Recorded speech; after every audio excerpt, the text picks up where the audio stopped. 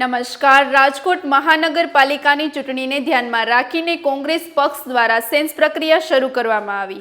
પ્રદેશ કોંગ્રેસ અગ્રણી જેની ઠુમ્મર અને માનસિક ડોડિયા દ્વારા સંભવિત ઉમેદવારોને સાંભળવાની પ્રક્રિયા હાથ ધરવામાં આવી. વોર્ડ નંબર 1 થી 9ના ઉમેદવારોને સાંભળવામાં આવશે, જ્યારે આવતીકાલે વોર્ડ નંબર 10 થી 18ના ઉમેદવારોને સાંભળવામાં આવશે. આ પ્રક્રિયામાં જ્ઞાતિગત સમીકરણોથી લઈને ઉમેદવારોની કામગીરી અને તેઓ ચૂંટણી કેવી રીતે લડીને જીત મેળવી શકે તે મુદ્દાઓ પર ચર્ચા કરવામાં આવશે. કોંગ્રેસ પક્ષ દ્વારા ઉમેદવારોને સાંભળવાની આ પ્રક્રિયા શરૂ કરવામાં આવી. વધુ સમાચાર માટે જોડાયેલા રહો. RP Gujarat news, Rajkot.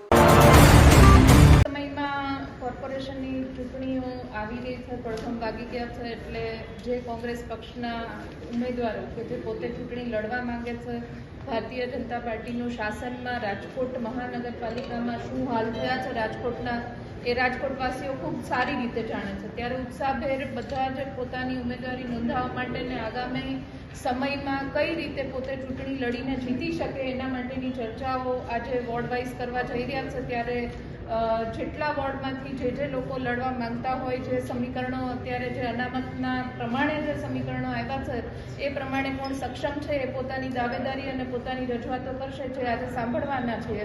કોઈ ઉમેદવારોની જાહેરાત કે કોઈ પ્રોબેબલ ઉમેદવારોની વાત આજે કે કાલે કે હજી આ અઠવાડિયામાં પણ કરવાની નથી. ફક્ત આ સાંભળવાની કોંગ્રેસ પક્ષ તરફથી પ્રક્રિયાની શરૂઆત કરી છે. આ સાંભળવાને ઉમેદવાર જાહેરાતને કોઈ લેવા દેવા નથી.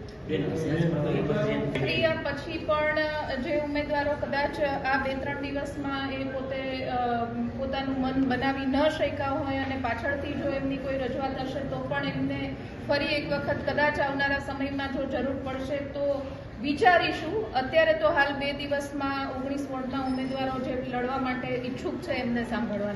ચૂંટણી જ્યારે આવે છે ત્યારે મોટા ભાગના જે નેતાઓ છે, રાજકારણ જ્યારે હોય અને પક્ષનું રાજકારણ હોય ત્યારે બધા જ પ્રકારના આગેવાનો અને નેતાઓ બધા જ પક્ષમાં હોતા હોય છે. અમુક ચૂંટણી ટાણે હોય છે, અમુક આજીવન પોતે હરહંમેશ લડતા હોય છે, અમુક લોકો પોતે લડી શકે ને જીતી શકે છતાં પણ વચ્ચેના સમયગાળામાં સક્રિય નથી હોતા. એટલે સક્રિય છેલ્લા સમયે થયા અને અત્યારે નથી થયા એના ઉપરથી એની નેતાગીરી મૂલવી નથી શકાતી, પણ એના વિસ્તારમાં કેટલા સક્રિય છે અને લોકોમાં કેટલી ચાહના છે એના પ્રમાણે એનું નેતાગીરી નક્કી કરી શકાય છે. એટલે આ કોઈ માપદંડ મારા પ્રમાણે કોઈ પણ રાજકીય પક્ષોમાં ન હોઈ શકે. ઉમેદવારની પસંદગી જે અનામત આવ્યું છે વોર્ડ વાઇઝ જે રિઝર્વેશન છે એના પ્રમાણે બધા જ ઉમેદવારોને સાંભળવામાં આવશે અને એનું પોતાનું વિસ્તારમાં શું પ્રભુત્વ છે, પોતે વિસ્તારમાં કામગીરી શું છે, સામાજિક સંસ્થાઓ સાથે, પોતાના વિસ્તારના લોકો સાથે એમના કઈ રીતના સંબંધો અને કઈ રીતની કામગીરી છે એના પ્રમાણે મૂલ્યાંકન